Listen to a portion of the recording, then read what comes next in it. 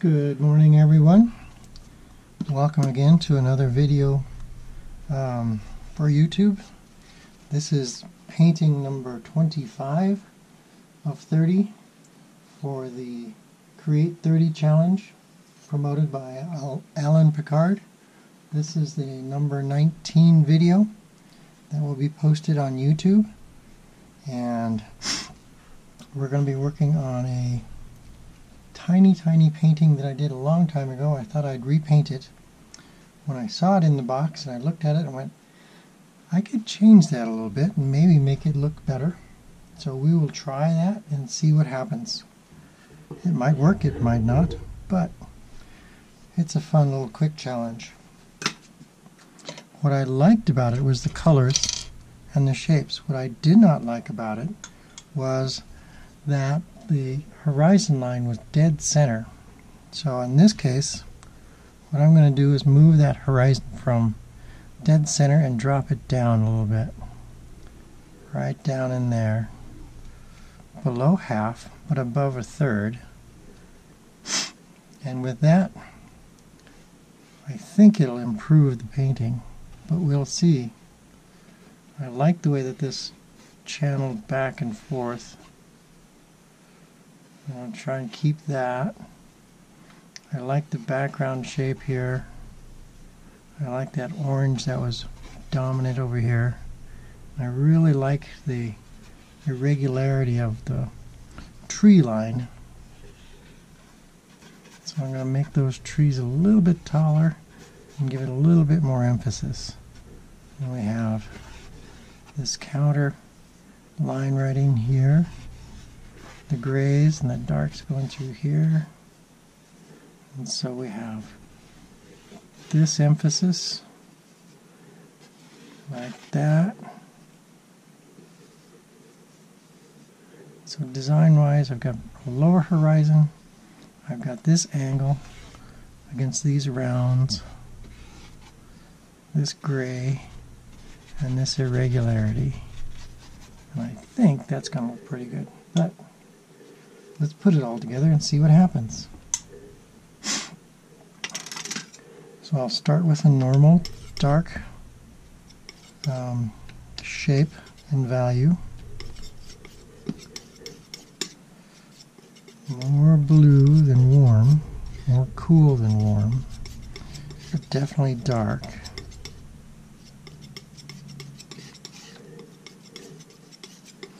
I'll modulate that with some different colors in there.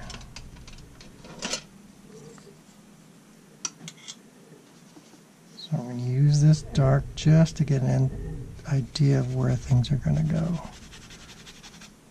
And that is just a little too wet. So it's going to be running down a bit.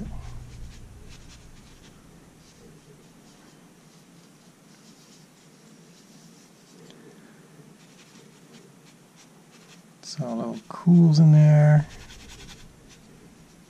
some blues in there, greens.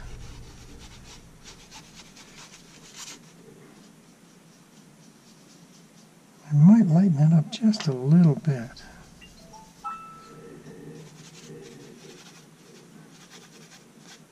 So that,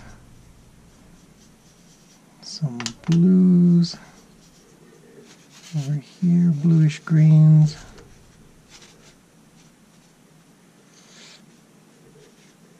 Stuff like that. That looks pretty nice. Actually, what if I turned in a little bit of purple? So blue, green, and purple back in here.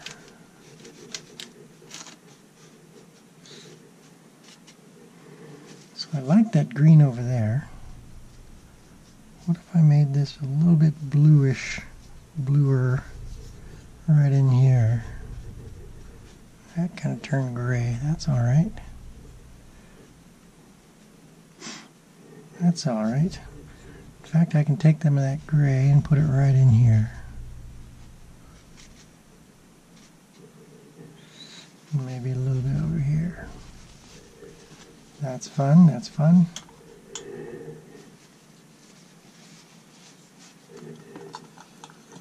Clean off my brush and put it away.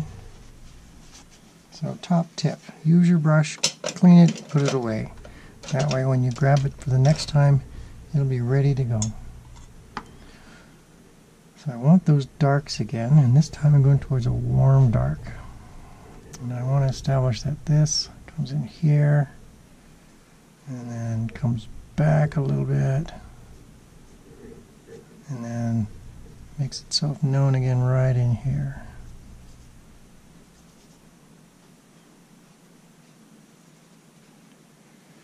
And again, I want to modulate that shape, so I'll put a little warm in there, put a little cool green in there. What about a little pure purple? Purple and white, kind of grayed out, just spot it around there.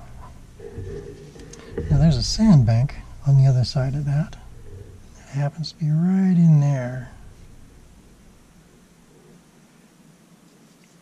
So some burnt umber, yellow ochre, touch of cadmium orange, and just lay that in there like that.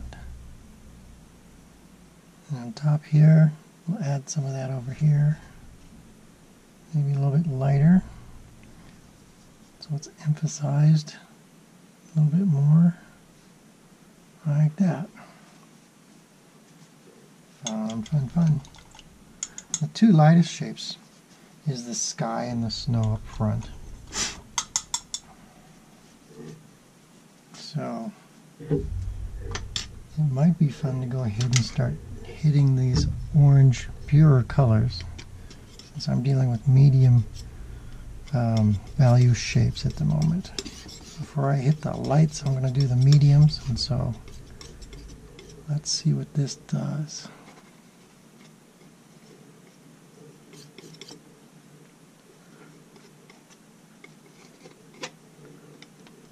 Fun, fun.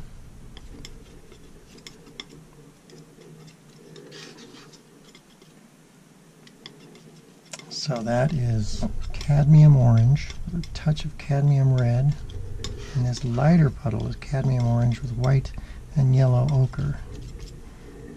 Yeah, it's going to go right in there. Right in there. It's going to move into that a little bit.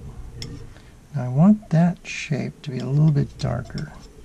So I've grabbed a little bit of cadmium red and a little bit of dioxin purple. It gives me this kind of reddish, grayish, a little bit darker value right in there.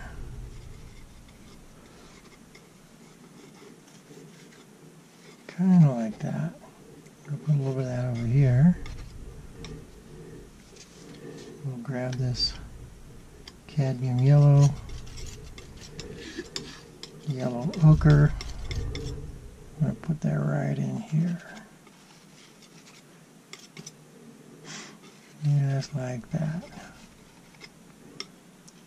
A little bit more intense color and a little bit lighter to go to the horizontal plane in here. Kind of like that. Like that shape, this one to be just a little bit more different. A little bit different from that color, so I'm going to add a little bit more stuff to that.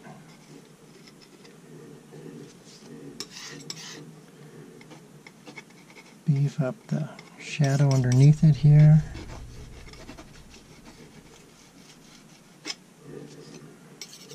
Establish that line a little bit.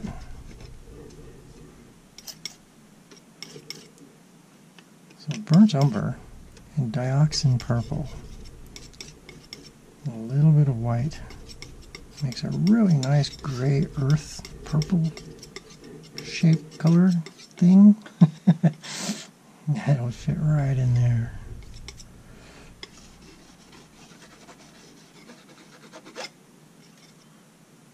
Just like that.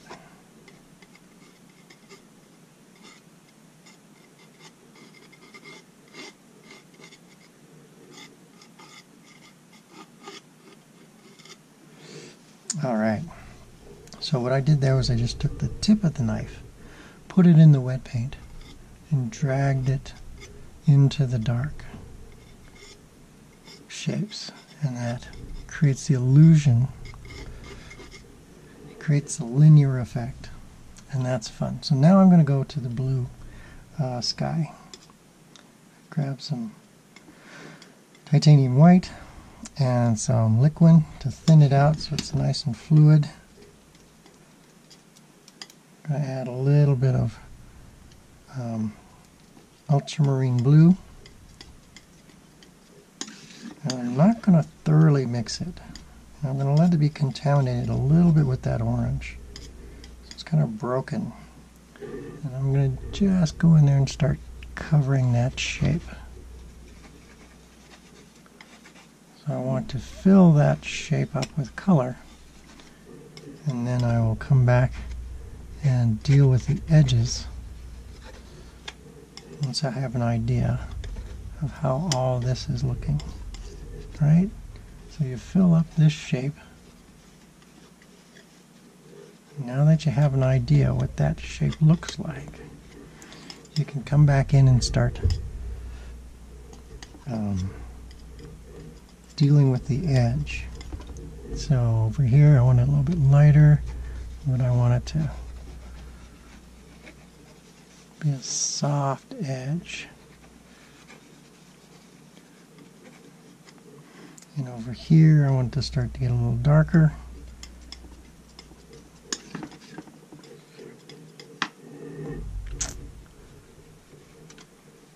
I'm going to deal with that edge. And I'm using the belly of the knife to create that effect.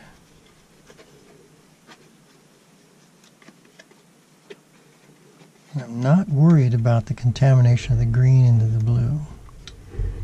I'm more concerned about this edge, the transition from one to the other.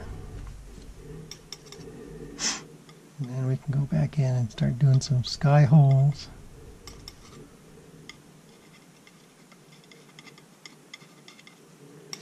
As design elements, as pieces and parts, small shapes against the big shapes that will try and lead the eye around the canvas.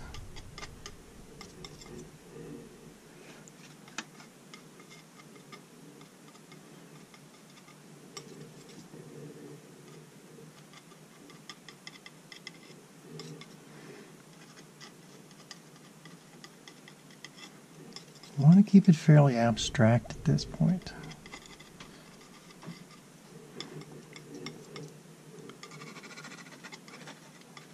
So I read, and I kind of follow the idea that you start quickly and finish slowly. You start quickly in getting your shapes and masses together. Then you finish slowly when you start putting emphasized information in certain places. So I like this angle. I like this straight line. And I want this to go around this way.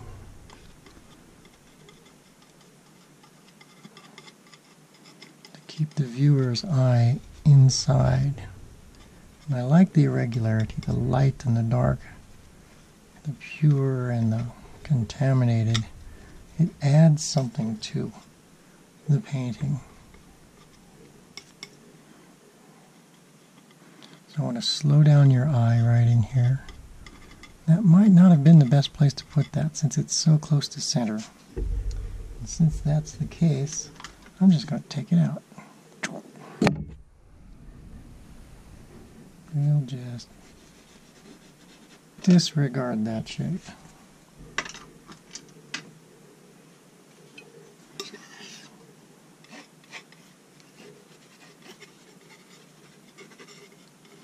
like it was never even there.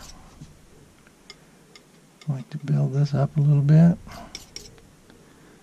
Make that a little darker in there. Build that up so we have a nice irregularity of shape. Because nature isn't very symmetrical a lot of times. Unless you go to the basalt rocks or something. And the geodes and the crystals, but generally speaking, nature's pretty irregular. And then we'll just put in some of the snow stuff. So the stuff in the back has to be a little bit grayer. So I'm going to grab some of this sky blue and I'll over that cad orange, and it's going to be a very light gray, different than pure white. Barely noticeable, especially on camera, until you put your nose right up to it. But it will make a difference. Like that. And we've got this in the background.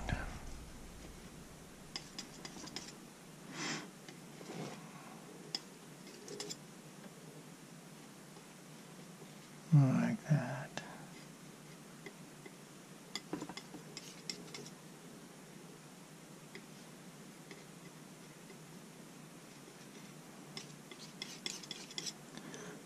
And then it comes forward. It gets lighter.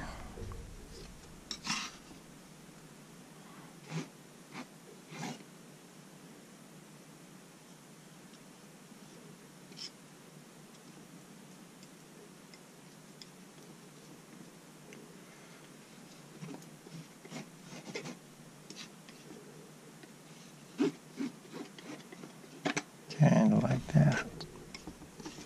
I'm relying on the texture of the canvas to take the paint off the palette knife.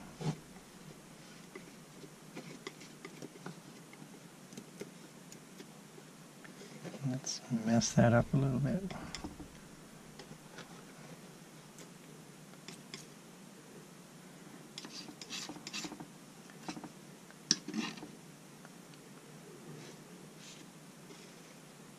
Kind of like that. And we're almost finished.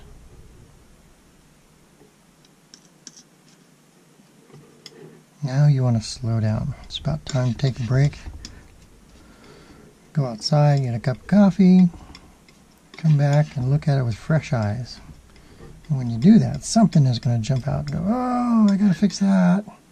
Or I got to leave that spot just absolutely alone.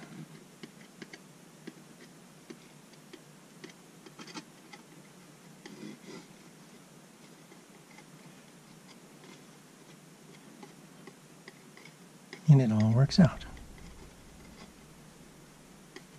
The more you do this, the more you have a critical eye for pieces and parts that work and don't work. From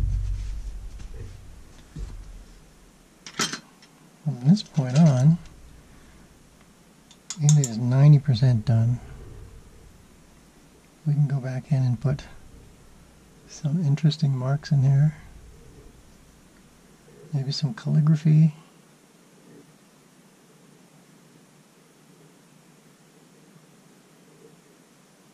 Maybe some illustrator's tricks to get you to believe that this is a landscape instead of just a bunch of colors and shapes.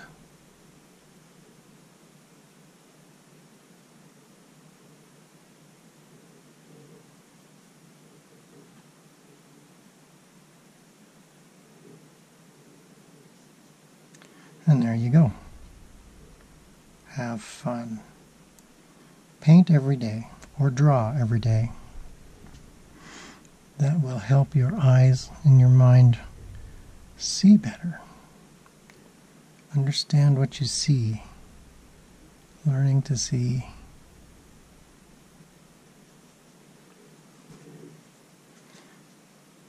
And and in the process have lots of fun. If you'd be so kind, please leave comments on Instagram, Facebook, or YouTube. I'm always willing to take suggestions.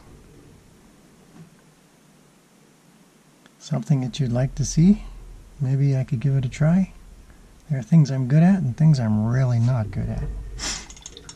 But I like to try. You have to keep challenging yourself. You can't do the same thing over and over all the time. So there you go. I'll spend a little bit of time off camera just noodling with this painting. And if you have questions, I'll try to answer them. And I thank you for your time. I'm grateful that you are looking at these videos, and I hope you get something out of it.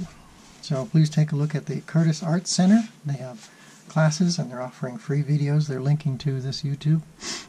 Take a look at Mary Williams. She is doing the Abundant Hope 30 for 30, 30% off paintings there. And it will go into May Flowers. So take a look at Mary Williams Fine Arts in Boulder, Colorado. I hope you have a great day. Stay safe and see you next time.